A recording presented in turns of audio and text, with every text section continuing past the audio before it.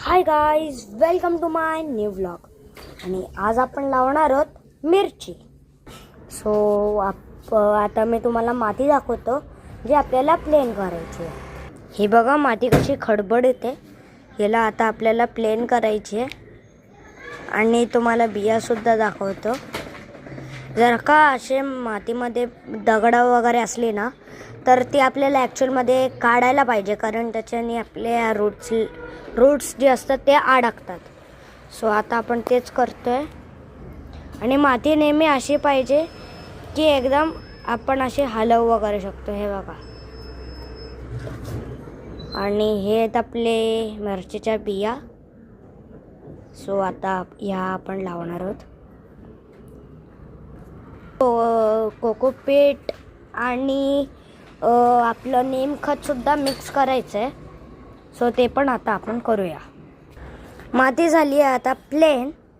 आता आपण ह्याच्यामध्ये याला डिग करून ह्याच्यामध्ये नेमखत टाकणार आहोत. हा बघा कसा आता छान खड्डा केला आहे. ह्याच्यामध्ये खत टाकणार आहोत. आता आपण नेमखत टाकूया. हे आपण टाकलं आहे गार्डनिंग मिक्सचर, ज्याच्याने झाडांना खूप सारे न्यूट्रियन्स मिळतील, न्यूट्रिशन्स.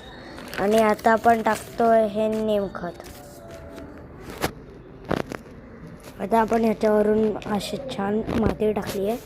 माती आपण खताच्यावरून असे टाका की खताला हवा नाही जाणार, नाही तर फंगस वगैरे येईल. तसं माझ्या आधीच्या मिरचीसोबत झालेलं आणि म्हणून ती आली नव्हती.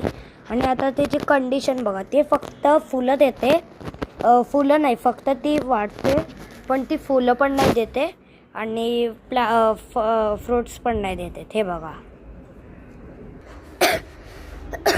Sorry guys. हे बघा काय आणि कसं झालं आहे. पानं पिवळे पडत आहे, सगळं होत आहे, पण तिला खत काय येत नाही. हेच कारण आहे. आता आपल्याला ज्या मी आधी चुका केलेल्या त्या आता मी करणार नाही. ह्या सगळ्या केअर घेऊन आता आपण लावणार आहोत आपलं झाड. गाईज सॉरी, मी थोडा जास्त बोलतो.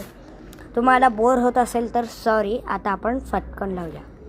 आता तुम्हाला वाटत असेल की ह्या ज्या मी मिरचीच्या बिया टाकल्या आहेत ह्या डायरेक्ट टाकल्या आहेत. नाही, ह्यांना मी जास्तीत जास्त 1 आठवडा उन्हामध्ये ठेवलं आहे सुकण्यासाठी बिया, आणि नंतर ह्यांना लावलं आहे.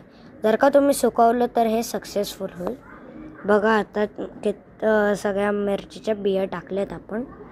आता फक्त